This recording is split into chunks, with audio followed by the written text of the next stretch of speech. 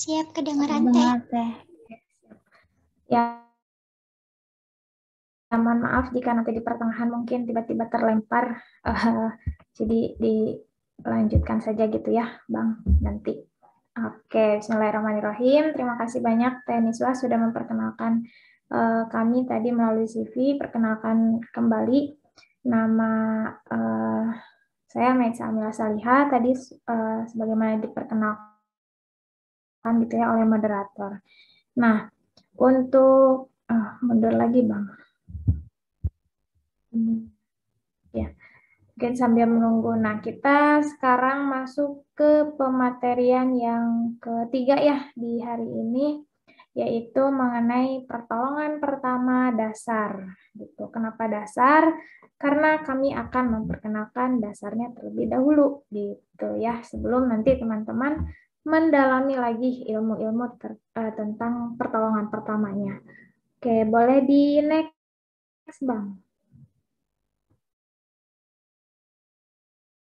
Nah, kita masuk ke pengertiannya dulu gitu ya. Pertolongan pertama itu apa sih? Di sini mungkin teman-teman dari yang dulunya mengikuti ekstrakurikuler PMR gitu ya sudah paham betul lah terkait pengertian dari pertolongan pertama ini. Tapi kita bahas lagi bersama gitu ya. Pertolongan pertama itu apa sih? Pertolongan pertama itu adalah pemberian pertolongan segera gitu ya, digarisbawahi segera kepada penderita sakit atau cedera yang memerlukan penanganan medis dasar. Nah, di sana ada medis dasar. Di pinggirnya ada penjelasan medis dasar itu apa sih? Medis dasar merupakan tindakan pertolongan berdasarkan ilmu kedokteran yang dapat dimiliki oleh orang awam atau awam terlatih. Nah, di situ ada orang awam dan awam terlatih. Nanti kita bahas di next slide. Oke, boleh lanjut, Bang? Nah, setelah kita memahami pengertian, lalu tujuannya apa sih gitu ya untuk pertolongan pertama ini, ada 3 poin yang dibahas dalam slide-nya dalam materi ini gitu ya. Pertolongan pertama ini yang pertama bertujuan untuk menyelamatkan jiwa tentu ya, dalam hal pertolongan yang pasti diselamatkan jiwa gitu ya. Lalu yang kedua mencegah cacat. Kenapa cacat? Karena tadi dalam pengertiannya pun di sana adalah pemberian pertolongan untuk cedera atau sakit gitu ya. Nah, berarti tujuannya itu untuk mencegah cacat. Nah, yang ketiga yaitu memberikan rasa nyaman dan menunjang proses penyembuhan. Mungkin ini yang poin pentingnya gitu ya. Tujuan pertolongan pertama itu ya untuk memberikan rasa nyaman dan menunjang proses penyembuhan. Oke, selanjutnya ada sistem pelayanan gawat darurat terpadu. Nih teman-teman, sistem yang namanya sistem berarti suatu jaringan gitu ya antara sumber daya yang berhubungan guna memberikan pelayanan gawat darurat dan transportasi kepada penderita yang mengalami musibah akibat kecelakaan atau penyakit mendadak. Di sini dijelaskan ada 2 fase gitu ya. Ada fase pra rumah sakit dan ada fase rumah sakit. Di sini mungkin kita bertindak KSR ini atau mungkin teman-teman PMR dulu gitu ya, kita berada di fase pra rumah sakit gitu ya. Penanganannya pra rumah sakit seperti itu. Oke, boleh di next. Nah, fase pra rumah sakit di sini ada 3 poin teman-teman yang akan dijelaskan. Yang pertama, akses dan komunikasi. Akses dan komunikasi ini maksudnya adalah masyarakat harus mengetahui gitu ya kemana arah atau ya kemana mereka harus meminta bantuan baik yang secara umum gitu ya di apa kejadian atau ya sesuatu yang terjadi secara umum maupun secara khususnya gitu ya. Lalu ada pelayanan gawat darurat di tempat kejadian. Maksudnya itu merupakan penanganan apa ya, penolongan pertamanya gitu ya, pertolongan pertamanya gitu, pelayanan gawat daruratnya, kita harus menangani itu seperti apa gitu ya sebelum menuju ke rumah sakit. Lalu yang ketiga adalah transportasi ke pelayanan medis. Nah ini berarti mempersiapkan atau ya mempersiapkan si penderita atau yang mengalami cedera atau kecelakaan itu untuk ditransportasikan ke pelayanan medis. Oke, boleh di next. Nah, di sini ada akses dan komunikasi tadi ya.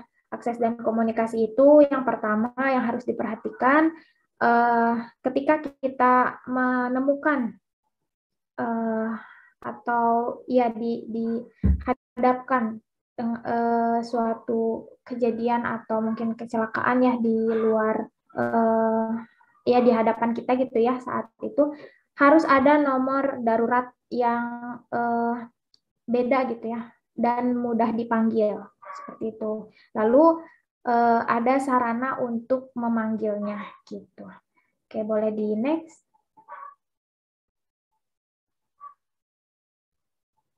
Selanjutnya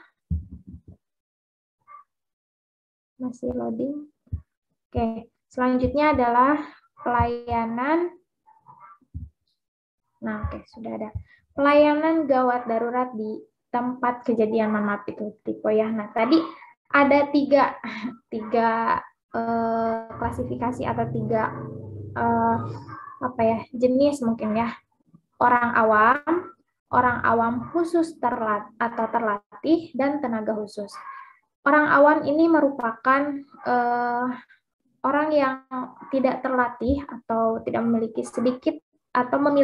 sedikit pengetahuan tentang pertolongan pertama gitu ya, itu orang awam namanya ya. Lalu orang awam khusus atau terlatih adalah orang yang pernah mengikuti pelatihan pertolongan pertama. Kualifikasi ini didapat oleh kita KSR gitu ya, KSR PMI, KSR di universitas perguruan tinggi seperti itu. Kita masuknya ke orang awam khusus atau terlatih kelompoknya. Lalu tenaga khusus, dari kelompoknya pun sudah jelas ya, tenaga khusus artinya tenaga yang dilatih khusus untuk menanggulangi kedaruratan di lapangan.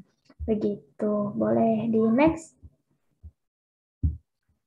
Selanjutnya ada transportasi ya, transportasi ke pelayanan medis. Nah ini ya teman-teman, kendaraan khusus dan kendaraan non medis. Sebetulnya untuk transportasi ke pelayanan medis itu kan kita tidak melulu menggunakan kendaraan khusus seperti ambulans ya yang dicontohkan di gambar itu. Tapi juga kita bisa menggunakan kendaraan non medis yang ada pada saat itu. Misalkan ketemu orang kecelakaan di jalan, oh adanya transportasinya angkot, ya tidak masalah gitu ya. Itu juga termasuk transportasi pelayanan medis yang kelompoknya kendaraan non medis seperti itu. Oke, boleh di next. Nah, sekarang kita masuk ke dasar hukum nih, teman-teman. Yang perlu diperhatikan ya, di sini ada 2 poin yang dicantumkan. Dasar hukum untuk pertolongan pertama gitu ya. Yang pertama, dasar hukumnya itu 531 KUHP, 531 KUHP yang menjelaskan kewajiban memberikan atau mengadakan pertolongan sementara. Nah, pertolongan itu dapat dilakukan tanpa membahayakan dirinya dan orang lain. Dirinya itu kita ya sebagai penolongnya gitu dan orang-orang sekitar. Lalu pasal atau dasar hukum yang kedua yaitu 322 KUHP. Ini merupakan aturan atau ya dasar hukum yang mewajibkan seorang penolong untuk menyimpan rahasia penderita oleh karena jabatan ataupun pekerjaannya, seperti itu. Nah, di dalam dasar hukum atau undang-undang ini mengatur ya tadi pertolongan pertama, namun memang mungkin belum dikuatkan dengan peraturan yang lain untuk melengkapinya gitu. Kemudian sudah ya, lanjut ke, nah ya mungkin itu dari saya sebagai pengantarnya tadi sampai dasar hukum, dilanjut oleh Bang Ruli mungkin untuk materi ini, dipersilahkan. Cek. Oke, terima kasih Tema Itza. Sebelumnya teman-teman CK masih memerhatikan? Alhamdulillah masih Ya, masih Bang. Masih ya. Oke, kalau misal saya bilang CK36 kalian jawab huha, oke ya. CK36? Kurang banyak. CK36? Sekali lagi lebih meriah. CK36? Oke, mantap. Sip. Berarti masih memerhatikan ya. Oke, kita lanjut.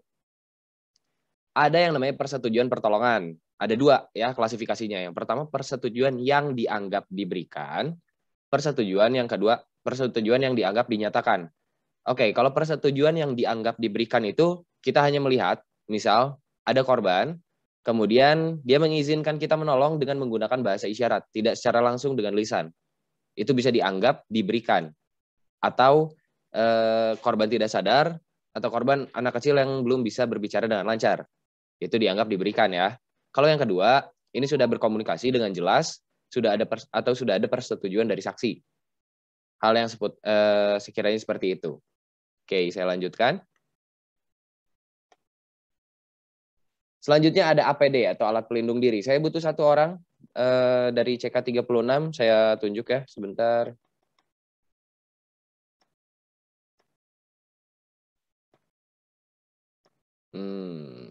Saya ingin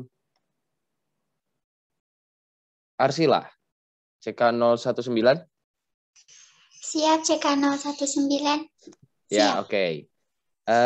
Arsila, saya mau minta Arsila menyebutkan nama-nama benda yang ada di gambar, yang ada di salindia yang saya tampilkan. Bisa? Tapi sebelumnya nggak tahu semuanya, Kang. Nggak apa-apa. Itu yang pertama ada sarung tangan. Ini. Iya. Oke. Sarung tangan medis. Yang kedua ada kacamata medis. Yang mana? Yang ini? Yang itu, ya yang sampingnya. Terus? Ini kacamata medis gitu, bukan kacamata buat motor? Bukan, itu. Oh, bukan ya. Oke, lanjut. Terus yang ketiga APD. Baju APD. Terus? Yang keempat itu masker.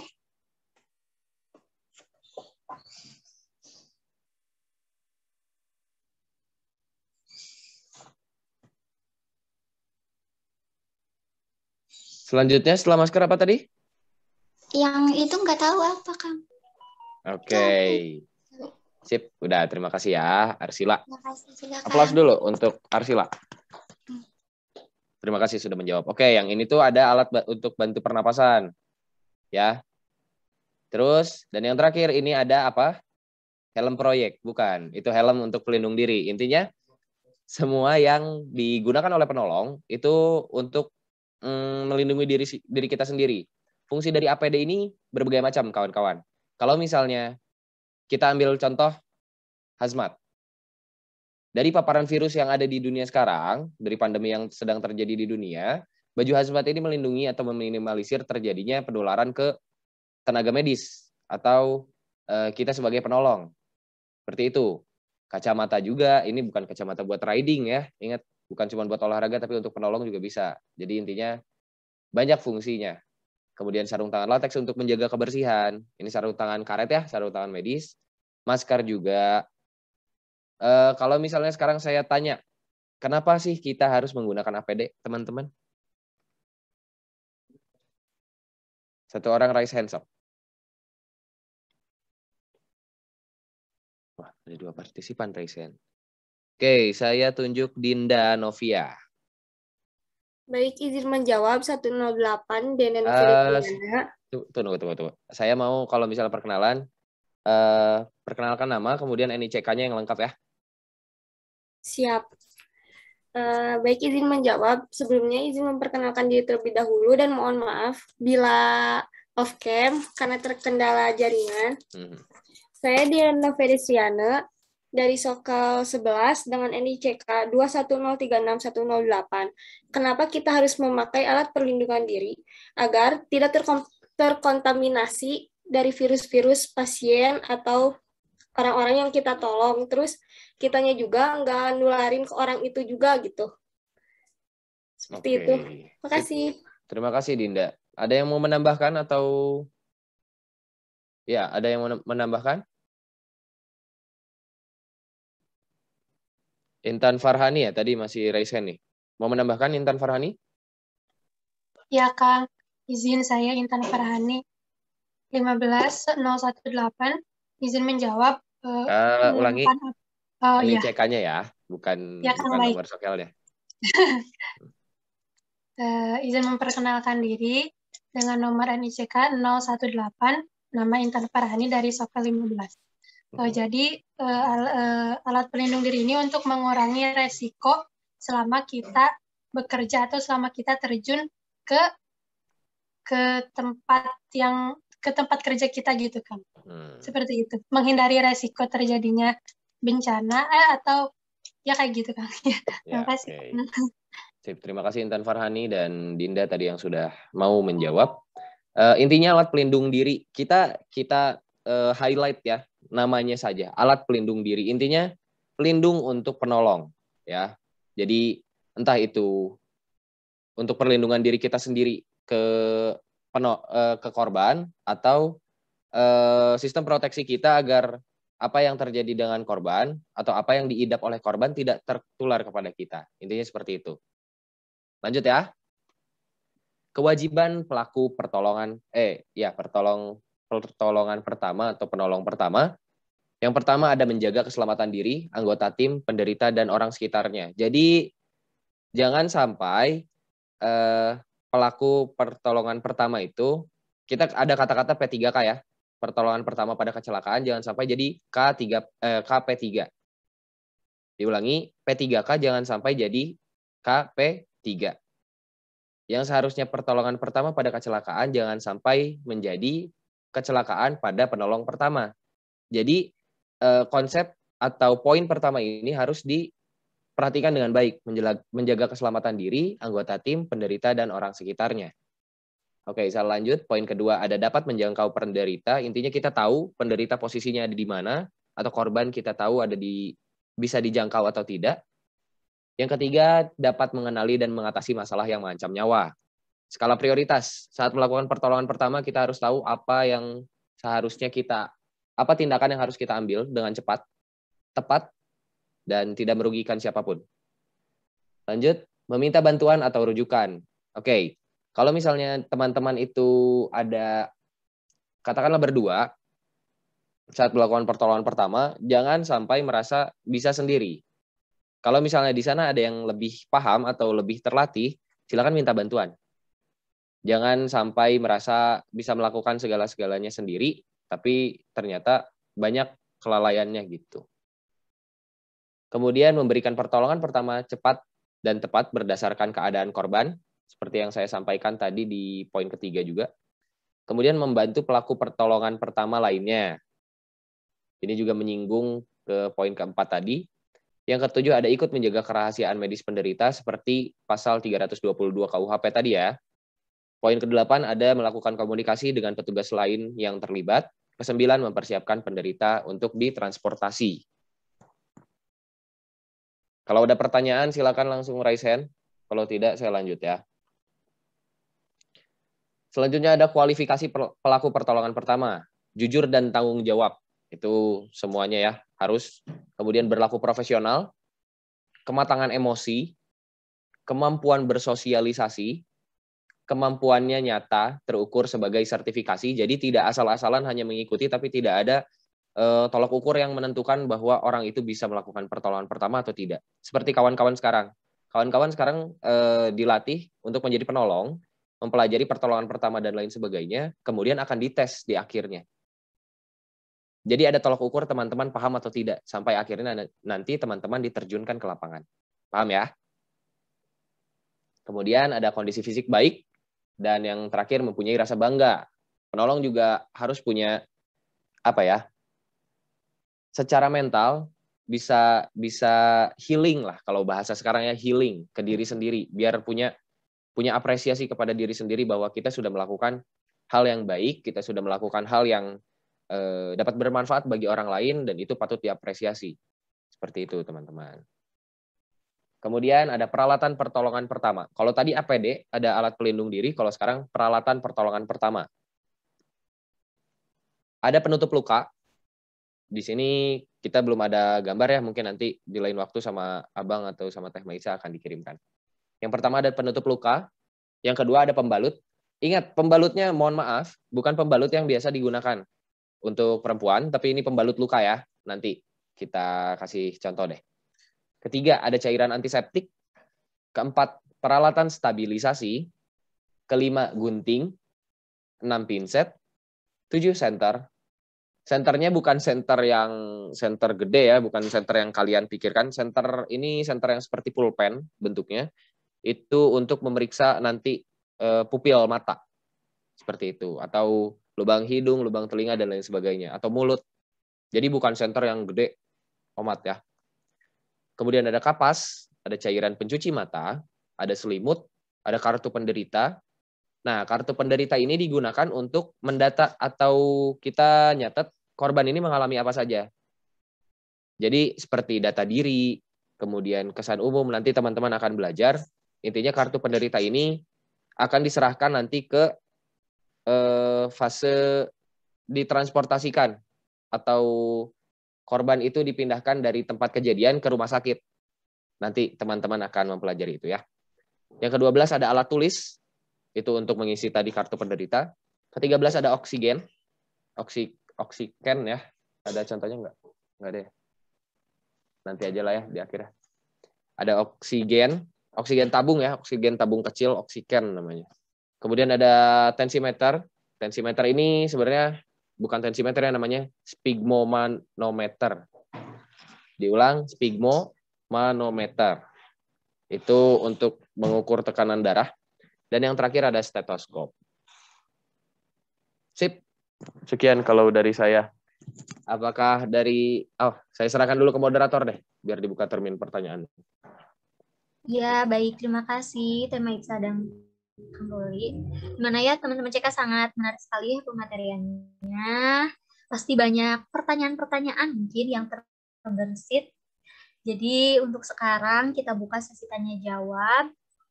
Untuk termin pertama, 3 orang penanya terlebih dahulu. Maka kepada CK yang ingin bertanya dipersilahkan. Boleh siapa dulu? Ya boleh Karina. 064 ya, Karin. Ya baik, sebelumnya perkenalkan, nama saya Karina Anggianti dari Sokel 1, 210366064. Izin untuk menyampaikan pertanyaannya. Nah, tadi itu kan disebutkan bahwasanya kualifikasi pelaku PP itu salah satunya adalah kemampuannya itu terukur dan tersertifikasi. Nah, kalau misalkan kita nih misalkan ada di luar terus menemukan kejadian yang kayak misalkan kecelakaan gitu. Nah, terus kan biasanya tuh suka banyak ya gitu yang kayak ngumpul gitu. Nah, terus gimana sih kita tuh kayak punya kepercayaan gitu sama orang lain kalau misalkan orang yang berniat untuk membantu itu memiliki kemampuan yang terukur gitu. Terima kasih. Kita izin moderator, boleh langsung dijawab nggak? Ya, boleh. Barangkali mau sama Teh Maisa dulu? Enggak, Bang. Duluan, Bang. Enggak. Nanti Oke. menambahkan. Siap, terima kasih Teh Mai. Jadi intinya tadi pertanyaannya adalah bagaimana cara kita mempercayai atau mengetahui orang tersebut punya keahlian ya atau tersertifikasi dalam bidangnya. Iya. Oke, seperti ini Karina. Di dalam pertolongan pertama itu ada peraturan yang namanya memperkenalkan diri. Oke. Di dalam perkenalan diri itu ada beberapa unsur-unsur yang harus disampaikan. Misalnya, permisi Kang, perkenalkan nama saya Ruli Hairul Ramadan. Saya dari anggota KSR PMI Unit UPI. Di sini saya memiliki keahlian dalam bidang pertolongan pertama. Misal seperti itu. Jadi kualifikasinya itu kalau misalnya kita masih ragu ya sama orang tersebut, mungkin bisa saja kita meminta kartu tanda anggota dan lain sebagainya. Seperti itu. Atau kalau misalnya hal itu terjadi pada kita bisa menunjukkan kartu tanda anggota. Seperti itu. Barangkali ada tambahan dari Teh Maica? Sudah cukup jelas itu, Bang. Itu sangat mewakilkan. Begitu mungkin. Setuju dengan jawabannya. Cukup, Karina? Karina ya bertanya tadi ya? Iya, terima kasih. Ya, sama-sama. Ya, terima kasih ya Karina. Oke, lanjut. Ini ada Arsila 019 ya. Boleh pertanyaannya diajukan. Terima kasih Teh atas kesempatannya. Sebelumnya izin memperkenalkan diri. Nama aku Arsila Khairunisa dari Sokel 6 MICK 21036-019. Izin bertanya Kang Teh, izin bertanya Bang dan Teteh, kan kalau kita sebagai udah jadi anggota nih, nah kalau misalkan kita menemukan sesuatu kecelakaan gitu di jalanan, otomatis kan kita harus punya barang-barang yang harus dibawa kayak gitu kan. Nah, itu barang-barang yang harus dibawa itu yang buat antisipasi itu apa aja ya? Terima kasih. Sama-sama. Mau langsung dijawab? Kang Teh. Oke, boleh. Dari Teh Mai mungkin mau menjawab Teh Mai? Oke, mungkin mau coba jawab dulu gitu ya. Nanti mungkin Abang menambahkan. Nah, poin penting, bukan poin penting, peralatan yang harus selalu dibawa gitu ya. Nggak semuanya 15-15-nya ini dibawa. Oh ya, tadi Bang belum kesebut yang tandu gitu ya. Tandu tadi udah kesebut belum? Belum. Betul. Thank you, Teh. Nah, itu. Oke, nggak mungkin kita membawa semuanya ya ke mana-mana gitu nih, yang 15 ini. Yang paling penting kita bawa mungkin bukan dari peralatannya dulu, tapi dari APD-nya dulu gitu ya. Entah itu maskernya atau mungkin sarung tangannya saja gitu. Nah, itu yang harus kita utamakan dari APD-nya dulu. Lalu alatnya apa saja? Pembersihnya, penutupnya, pembalutnya, dan alat-alat yang menunjang untuk kayak misalkan gunting, pinset yang kayak gitunya mungkin ya, itu yang paling diperlukan gitu mungkin untuk yang mudah dibawa kemana-mana seperti itu mungkin. Dari Abang mungkin mau nambahin enggak? Ya kalau tambahan dari saya sih udah cukup sih, udah tersampaikan banget yang tadi Teh Mai sampaikan. Intinya mah selain peralatan, yang paling penting dari penolong adalah kesiapan, Arsila. Intinya mentalnya harus kuat ya, jangan sampai, kadang penolong tuh suka panik, jadi mau peralatan bawa selengkap apapun, kalau misalnya kesiapannya nggak ada, percuma gitu. Udah itu doang tambahannya. Terima kasih ya Bang Teteh atas jawabannya. Ya, baik. Terima kasih ya, Arsila. Oke, ini masih ada lagi ya. Adila, boleh. 016. Baik, terima kasih, Teh. Perkenalkan, nama saya Adila Faujiah, dengan NICK 016 dari Sokel 7. Izin bertanya, Bang Teh, kualifikasi pelaku PP tadi yang telah disebutkan, itu kan ada 7. Nah, bagaimana jika salah satu kualifikasi tersebut tidak terlaksana gitu, tidak dimiliki oleh pelaku PP tersebut, apakah tetap berjalan dan apa sih akibatnya? Terima kasih. Oke. Maaf moderator, langsung dijawab ya.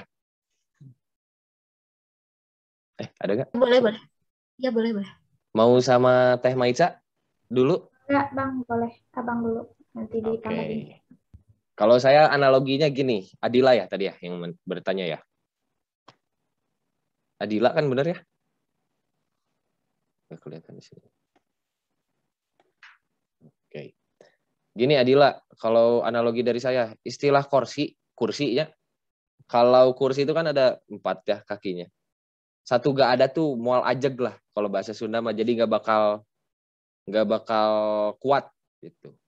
Jadi kualifi pelaku PP ini tuh apa ya? Jujur dan bertanggung jawab penting. Semuanya tuh saling berkesinambungan gitu.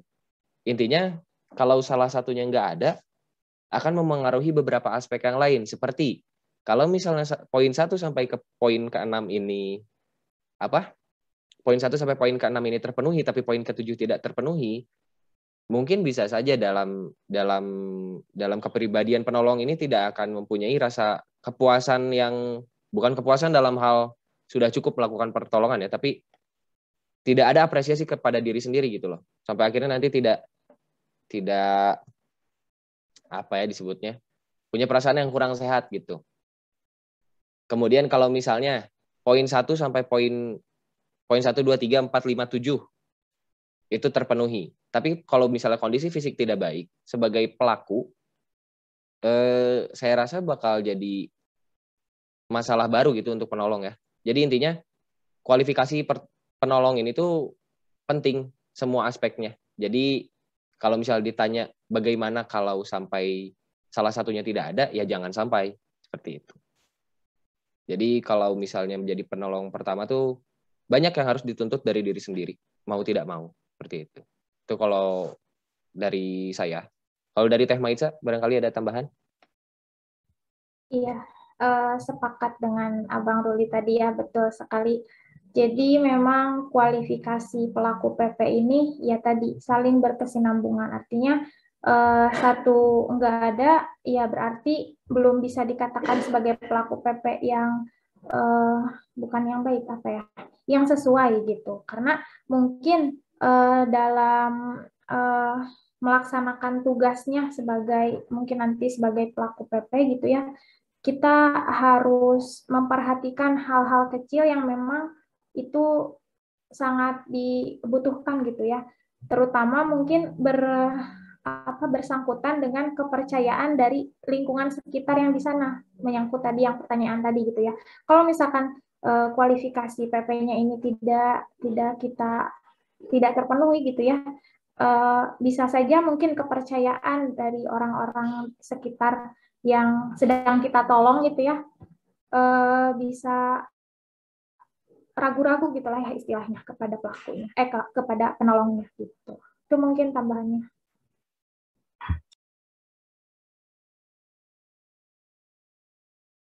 Ya baik, bagaimana Adila, sudah cukup? Sudah cukup, terima kasih banyak Bang Teh. Ya, mangga sama-sama. Oke, ini waktunya masih ada ya, kita lanjut ke termin kedua. Boleh, itu dari 043. Siapa? Ya, M. Paris. Boleh. Pertanyaan. Sebelumnya perkenalkan, nama saya Kemas Muhammad Faris Alkindi dari NICK 043 dari Sokal 3.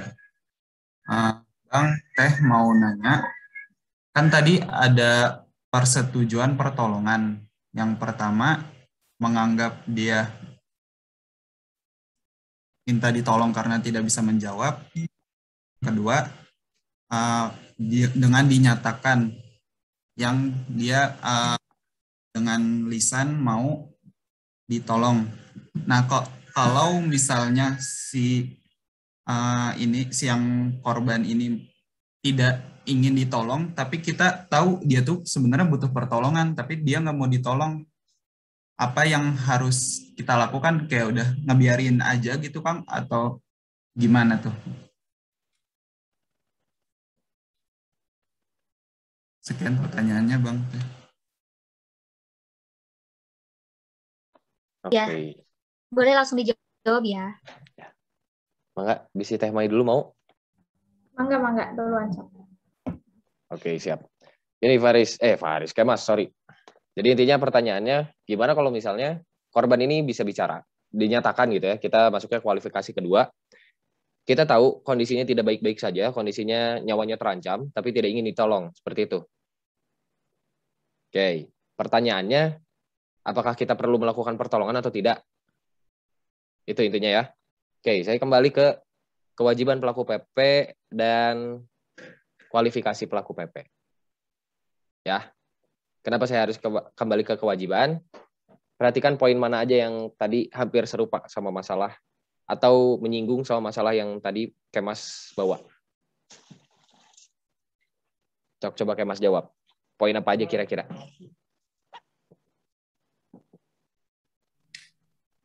Poin 5, Kang, Bang. Selain poin 5? Poin 1 juga termasuk.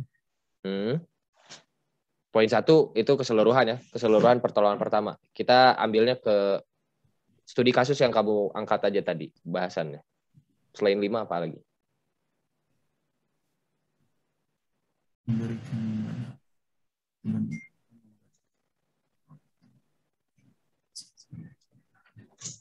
Poin 3, Bang. Oke, sip. Terjawab. Sip. Terima kasih, Mas. Sekarang jangan off mic dulu, on mic lagi. Selanjutnya kita ada kualifikasi pelaku PP.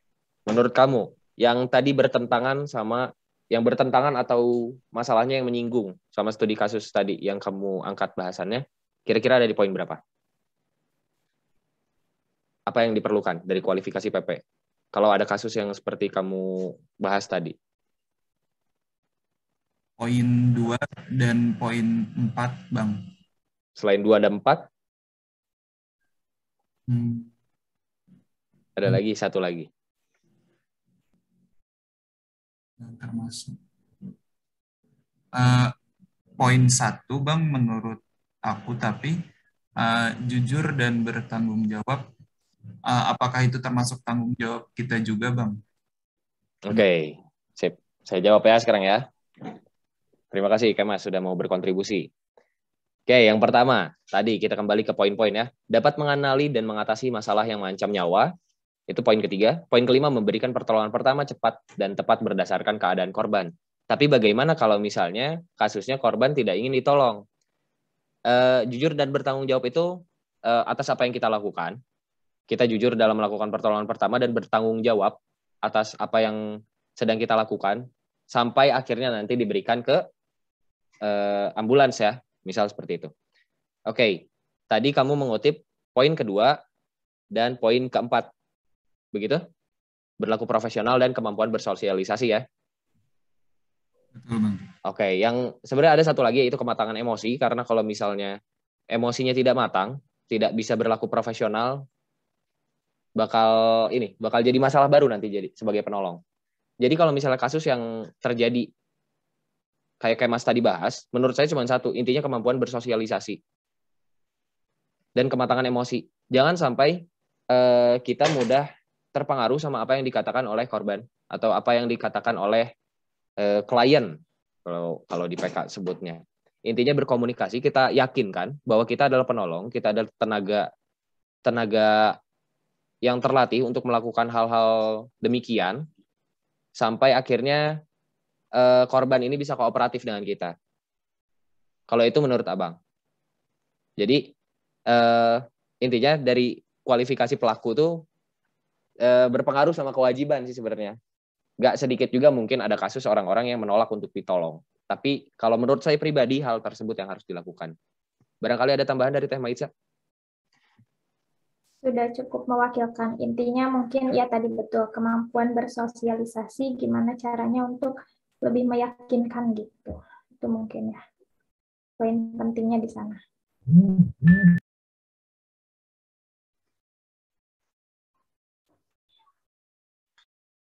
Ya, oke. Bagaimana, Kemas? Sudah cukup? Sudah cukup, Bang. Terima kasih. Iya, sama-sama. Boleh satu lagi nih, masih ada kesempatan.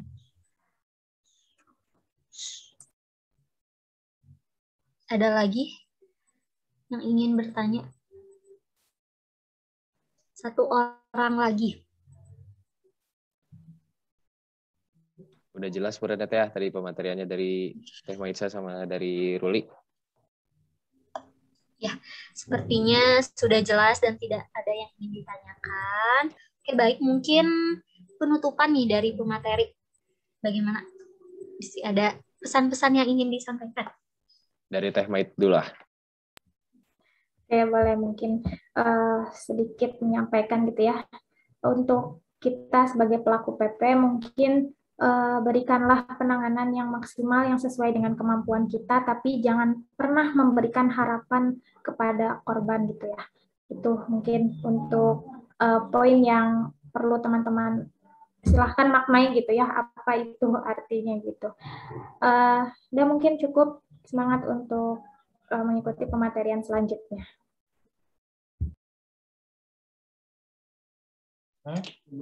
Cek suara saya jelas Kak? Cek teman-teman cek. Jelas, Kang. Oke. Terakhiran kalau dari Abang cuma mau menyampaikan sebagai pelaku pertolongan pertama, jangan sampai teledor, jangan sampai buru-buru, gak jelas, panik, terus ngelihat korban darahnya bercucuran, ini harus gimana, udah gemeteran, udah pusing duluan, jangan sampai seperti itu. Intinya dalam melakukan pertolongan pertama adalah kesiapan mental, ya. Kalau mental kalian nggak siap, buyar semua. Percuma kalian belajar di KSR, nanti banyak materi yang akan kalian pelajari, seperti penanganan dan lain sebagainya. Itu akan sia-sia kalau misalnya kalian tidak mempersiapkan diri.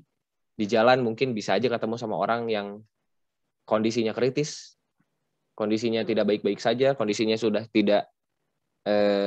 tidak berupa dengan baik.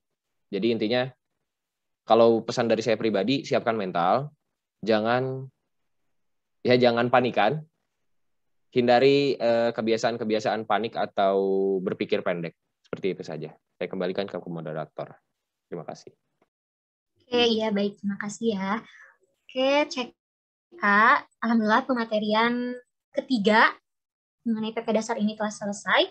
Sekali lagi terima kasih kepada para pemateri dari Teh Maitsa dan Abang Huli yang telah menyampaikan materinya. Terus juga terima kasih kepada teman-teman CK yang telah aktif gitu ya, mendengarkan, tadi menyampaikan pertanyaan dan memberi tanggapan. Terima kasih banyak. Oke, saya akhiri pematerian pada siang hari ini. Sekali lagi terima kasih. Wassalamualaikum warahmatullahi wabarakatuh.